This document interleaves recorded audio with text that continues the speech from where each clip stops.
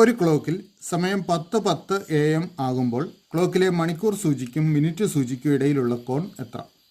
ഇവിടെ ഒരു ക്ലോക്കിൽ 10 മണി 10 മിനിറ്റ് സമയമാകുമ്പോൾ സൂചികൾക്കിടയിലെ കോൺ അളവ് കണ്ടുപിടിക്കണം.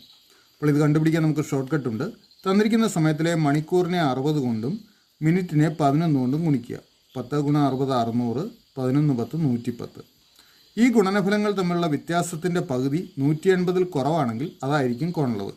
അപ്പോൾ ഇവ തമ്മിലുള്ള വ്യത്യാസം കാണാനായിട്ട് നമുക്ക് 600-ൽ നിന്നും 110 കുറയ്ക്കാം. അപ്പോൾ 490 കിട്ടും.